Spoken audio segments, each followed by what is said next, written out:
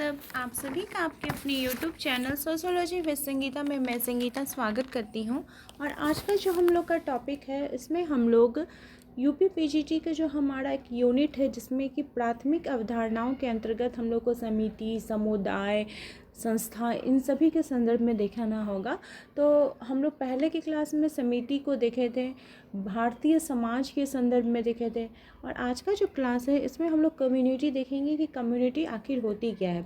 और ये जो टॉपिक है ये इतना सोशियोलॉजी का इम्पॉर्टेंट टॉपिक है कि ये आपका एनसीईआरटी के सिलेबस में आपको देखने को मिलेगा, आपको क्लास 12 में मिल जाएगा। साथ ही साथ ये यूपी पीजीटी के जो एग्ज़ाम है उसमें पूछा जाएगा। और अगर आप सोशियोलॉजी से रिलेटेड कोई भी एग्ज़ाम देते हैं, चाहे वो पीसीएस लेवल का ही क्यों ना हो, उसमें भी आपको ये टॉपिक बहुत ही ज़्यादा हेल्प करेगा। तो चलिए क्लास को लेट ना करते हुए हम लोग स्टार्ट करते हैं। और मेरी ये कोशिश रहती है कि मैं आप लोगों को इतने ईजी वे में समझा सकूं कि देखिए बुक में तो सब कुछ दिया हुआ है, और अगर आप अभी गूगल में भी देखिएगा तो सब कुछ आपको मिल जाएगा, लेकिन एक बुकिश लैंग्वेज को पढ़ने से अच्छा है कि हम लोग उसके जो मेन फैक्ट है उसका कॉन्सेप्ट्स को समझें। क्योंकि देखिएगा कि अभी का जो एग्ज़ाम है, अगर आप प्रीवियस ईयर के क्वेश्चंस को देखते हैं तो अभी कॉन्सेप्ट्स बेसिस जो क्वेश्चन है वो ज़्यादा पूछे जा रहे हैं। पहले तो डायरेक्ट पूछा जाता था कि समुदाय कितने प्रकार के होते हैं, तो आप बोल दिए ग्रामीण समुदाय या नगरीय समुदाय। लेकिन अभी इस प्रकार के क्वेश्चंस आपको देखने को नहीं मिलेंगे, बल्कि उनके अंदर से या फिर आपको ये जानने का कोशिश किया जाता है कि आपके अंदर कितनी नॉलेज है उस संदर्भ में कि आप उसको बता सकें। और तो चलिए क्लास को स्टार्ट करते हैं। अगर आपको क्लास हेल्पफुल लगे तो अपने दोस्तों के बीच इसे शेयर कीजिएगा, तथा मेरे चैनल पर नए हो तो प्लीज़ सब्सक्राइब कीजिए। तो देखिए समुदाय क्या होता है, समुदाय को हम लोग जानते हैं, तो इसको जानने के लिए हम लोग क्या करेंगे, पहले इसकी परिभाषाओं को देखते हैं कि विभिन्न समाजशास्त्रियों ने इसके संदर्भ में कौन कौन से अपने मत दिए हैं। तो देखिए समुदाय जो है ये सामाजिक जीवन के उस क्षेत्र को कहा जाता है। कैसा जीवन? तो सामाजिक जीवन को उस क्षेत्र को कहते हैं जिसे सामाजिक संबंधता अथवा सामंजस्य की कुछ मात्रा द्वारा पहचाना जा सकता है। तो समुदाय जो होता है वो मेनली क्या होता है, व्यक्तियों का समूह होता है जो एक सामान्य भौगोलिक क्षेत्र में रहना चाहते हों या एक जगह पे रहते हैं, और उनकी जो गतिविधियां हैं, उनके जो कार्य हैं, वे क्या करते हैं, वे एक दूसरे के हितों की पूर्ति करते हैं। उनका समान उद्देश्य होता है, उनका जो जीवन का लक्ष्य होता है, उनका जो ऑब्जेक्ट होता है वह समान होता है, और अपने जीवन को लक्ष्य को पूर्ति के लिए वो एक समुदाय के सदस्य बनते हैं जो जीवन के प्रमुख कार्यों में इकट्ठे मिलकर कार्य करते हैं। तो देखिए यहाँ पे एक बात मैं आपको बताना चाहती हूँ कि समुदाय का अगर आप कोई भी परिभाषा लीजिएगा तो वो किसकी बात करता है, तो वो जनरल की बात करता है। कहीं भी आपको स्पेसिफिक देखने को नहीं मिलेगा कि कुछ विशेष की बात की जा रही है, वैसा कुछ नहीं है। यहाँ पे साधारण बात की जाएगी, मतलब साधारण व्यक्तियों का समूह होगा, वो एक साधारण भूभाग में, निश्चित भूभाग में रहते होंगे, उनका अपना सामान्य नियम होगा, उनकी जीवन शैली होगा, इन सभी के बारे में बात करते हैं।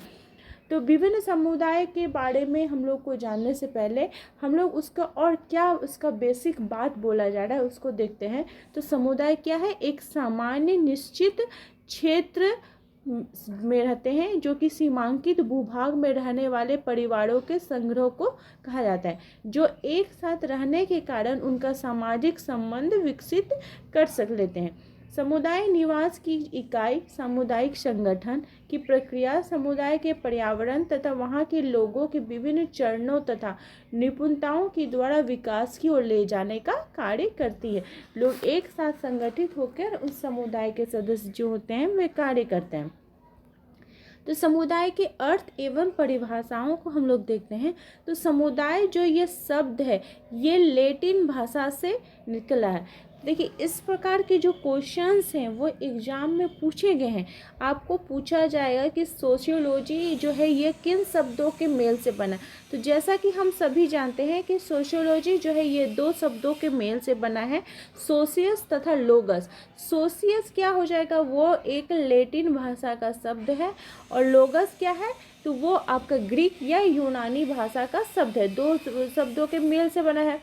तो उसी प्रकार से आपको पूछा जाएगा कि ये जो कम्युनिटी है ये कम्युनिटी किस शब्दों से मिलकर बना है। तो कम्युनिटी जो ये शब्द है ये भी इसके दोनों ही शब्द यानी कि आपका कम और म्यूनिस, ये दोनों ही किस शब्द से बना है? तो ये लैटिन भाषा के शब्द से बना है। और कम का अर्थ होता है टुगेदर, यानी एक साथ या साथ साथ, तथा म्यूनिस का अर्थ है सर्विस अथवा सेवा प्रदान करना। तो इस प्रकार से समुदाय का अगर हम शाब्दिक अर्थ देखते हैं तो एक साथ मिलकर सेवा करना, उसको क्या बोला जाता है? कम्युनिटी बोला जाता है या समुदाय बोला जाता है। तो एक साथ मिलकर सेवा करने की जो प्रवृत्ति का विकास होता है वो कहाँ पर होता है? तो एक निश्चित भूभाग में रहने वालों से ही संभावित होने लगता है। जो एक निश्चित भूभाग में जो लोगों का समूह रहता है वे एक दूसरों के हितों की पूर्ति के लिए जो कार्य करते हैं, जो सहयोग करते हैं, और जो सदस्य जिस समुदाय का व्यक्ति होगा वो उसी समुदाय का सदस्य कहलाएगा। तो इतने बड़े समाज में प्रत्येक व्यक्ति के साथ रहना अर्थात सबके साथ मिलकर सेवा करना असंभव है। इसलिए व्यक्ति क्या करता है? एक निश्चित भूक्षेत्र में जब निवास करते हैं और धीरे धीरे अन्य व्यक्तियों के साथ उनके जो संबंध विकसित होते हैं उसको ही क्या कहा जाता है? तो समुदाय बोला जाता है। इसी के संदर्भ में विभिन्न समाजशास्त्रियों ने अपनी परिभाषाएं दी है। तो इनमें सबसे पहला जो बात आता है वो मैकाइवर तथा पेज जी का आता है। उन्होंने क्या बताया है कि समुदाय सामाजिक जीवन के उस क्षेत्र को कहते हैं जिसे सामाजिक संबद्धता अथवा सामंजस्य की कुछ मात्रा द्वारा पहचाना जा सकता है। तो क्या बोला जा रहा है कि जो समुदाय के व्यक्ति होते हैं वो तो या तो छोटे भी समूह हो सकता है, बड़ा भी समूह होता है, वो एक साथ रहते हैं, वे अपने विभिन्न जो उनके उद्देश्य होते हैं उनकी वे पूर्ति करते हैं, और जो जीवन का जो सामान्य जीवन की जो मौलिक दशाएं होती हैं उनमें वे एक साथ भाग लेते हैं। तो देखिए यहाँ पे आप ऐसे समझ सकते हैं कि जो मैकाइवर और पेज जी है तो आप परिभाषा से याद रख सकते हैं सामंजस्य रखना, यानी कि पेज यानी बुक, पेज को बुक से रिलेटेड करके इस प्रकार से ट्रिक के माध्यम से याद रख सकते हैं कि पेज मतलब हो गया बुक का, और बुक में जितना भी पॉइंट दिया हुआ रहता है या फर्स्ट से लेकर लास्ट तक में क्या होता है? एक सामंजस्य रहता है, एक तरह का क्रमबद्धता रहती है। तो उस प्रकार से आप इसको परिभाषा के साथ जोड़ सकते हैं। आर्गमन एवं न्यूमेयर के अनुसार समुदाय व्यक्तियों का एक समूह है जो सामान्य भौगोलिक क्षेत्र में रहता हो और जिसकी गतिविधियां एवं हितों के समान केंद्र हों तथा जो जीवन के प्रमुख कार्यों में इकट्ठे मिलकर कार्य करते हों। तो आगमन और निम्कोफ की परिभाषा को किस प्रकार से आप याद रखिएगा? जो कि एक सीमित क्षेत्र में सामाजिक जीवन के संपूर्ण संगठन को जो कार्य करते हैं समान केंद्र होता है और उनका जीवन का जो कार्य होता है वो इकट्ठे मिलकर वो संपन्न करते हैं। तो वो परिभाषा किनकी है? तो आर्गवन एवं न्यूमेयर जी की है। बोगार्ट्स जी के अनुसार समुदाय एक सामाजिक समूह है जिसमें कुछ मात्रा में हम की भावना हो अथवा जो एक निश्चित क्षेत्र में रहता हो। बोगार्ट्स जी की परिभाषा में आप कैसे उसको याद रख सकते हैं? तो यहाँ पे हम की भावना पाई जाती है। ठीक है, गार्ड्स मतलब अगर गार्ड दीवार को एक घड़ा खड़ा कर दिया जाए तो वो हम की भावना नहीं रहती है, दो वर्गों में बंटवारा हो जाएगा। लेकिन यहाँ पे बोला जा रहा है बोगार्ट्स जी के द्वारा कि उनमें कैसी भावना पाई जाती है? तो हम की भावना हमें देखने को मिलती है। हमारे नेक्स्ट जो थिंकर है आर्गमन एवं निम्कोफ के अनुसार समुदाय किसी सीमित क्षेत्र के भीतर सामाजिक जीवन का पूर्ण संगठन होता है। और एच.टी. मजुमदार जी के अनुसार समुदाय किसी निश्चित भू क्षेत्र की सीमा कुछ भी हो में रहने वाले व्यक्तियों का समूह है जो सामान्य जीवन को क्या करते हैं? व्यतीत करते हैं। निश्चित भू क्षेत्र में की एक सीमा रहती है। किंग्सले डेविस जी के अनुसार समुदाय लघुतम प्रादेशिक समूह है। प्रादेशिक समूह की बात करेगा तो वो किनके द्वारा की गई है? किंग्सले डेविस जी के द्वारा की गई, जो सामाजिक जीवन के सभी पक्षों को क्या करते हैं? सम्मिलित करके रहते हों। अब हम लोग देखते हैं कि समुदाय की विशेषताएं क्या हैं। तो जैसा कि हम लोग परिभाषाओं को देखें तो परिभाषाओं को देखने के बाद हमें क्या पता चल रहा है? तो व्यक्तियों का समूह होगा, वह निश्चित भूभाग में रहते होंगे, उनके बीच समुदाय के लोगों के बीच हम की भावना देखने को मिलती होगी, वे एक सामान्य जीवन शैली को अपना चलाते होंगे, एक समुदाय का कोई अपना स्पेशल नेम भी होगा, विशिष्ट नाम होगा कि वो इस समुदाय के अंतर्गत आते हैं। उनकी जो प्रकृति है, उनकी जो प्रवृत्ति है वो कैसी होगी, तो स्थायी प्रवृत्ति की होगी। ऐसा नहीं है, समिति में क्या बोला गया था कि हम समिति में चेंज कर लेते हैं, कि जैसे अगर आप अभी स्टूडेंट है, आप कहीं कोचिंग सेंटर में जा रहे हैं, अगर आप पीजीटी के एग्ज़ाम का तैयारी कर रहे हैं, आप कोचिंग ज्वाइन की हैं, आप एग्ज़ाम दिए, आप पास करके तब क्या करेंगे, फिर कोचिंग में जाइएगा, नहीं जाइएगा। लेकिन अगर आप जिस समुदाय के अंतर्गत रहते हैं वहाँ से आप अपने आप को चेंज नहीं कर सकते हैं। और ये जो समुदाय की जो प्रवृत्ति है ये स्वतः ही उत्पत्ति उसकी होती है, और इसका जो सदस्य होते हैं वे अनिवार्य होते हैं कि इस समुदाय के सदस्य वो समुदाय के बाहर अपना कोई कार्य नहीं कर सकते। ऐसा नहीं है कि कोई अभी एक समुदाय का है तो फिर दूसरे समुदाय में वो चला जाए, और उनकी अपनी सांस्कृतिक विरासत देखने को मिलती है, तथा हर समुदाय का अपना कुछ न कुछ एक नियम भी हमें देखने को मिलता है। तो उसी को चलिए हम लोग डिटेल्स में थोड़ा देख लेते हैं। तो क्या बोला गया, सबसे पहला बात कि समुदाय की जो विशेषता है इसमें व्यक्तियों का समूह होता है। तो समुदाय क्या करता है, निश्चित भौगोलिक क्षेत्र में निवास करने वाले व्यक्तियों का मूर्त समूह है। समुदाय का निर्माण एक व्यक्ति से नहीं हो सकता है, बल्कि लोगों के समूह का होना यहाँ पे बहुत ही ज़्यादा आवश्यक माना जाता है। सेकंड जो बोला जा रहा है कि सामान्य जीवन, प्रत्येक समुदाय में रहने वाले सदस्यों का रहन सहन, भोजन ढंग व धर्म सभी क्या होते हैं, सीमा तक सामान्य होते हैं। समुदाय के सदस्य अपना जो सामान्य जीवन है वो क्या करते हैं, समुदाय में ही व्यतीत करते हैं, उनका कोई स्पेशल आपको नहीं देखने को मिलेगा। सामान्य नियम, समुदाय के समस्त सदस्यों के व्यवहार सामान्य नियमों द्वारा नियंत्रित होते हैं। जब सभी व्यक्ति सामान्य नियमों के अंतर्गत आते हैं तो उनमें समानता तथा हम की भावना हमें देखने को मिलती है। तथा हर समुदाय का वो जैसे बोला गया कि एक विशिष्ट नाम होता है, और वो नाम से ही, ये नाम भी होना बहुत ही ज़्यादा आवश्यक होता है, क्योंकि जो व्यक्ति होते हैं वे उसी विशिष्ट नाम से ही पहचाने जाते हैं।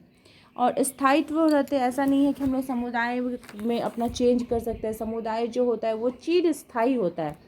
समुदाय का कैसा होता है, तो चिर स्थायी होता है, और इसकी जो अवधि होती है व्यक्ति के जीवन से लंबी होती है।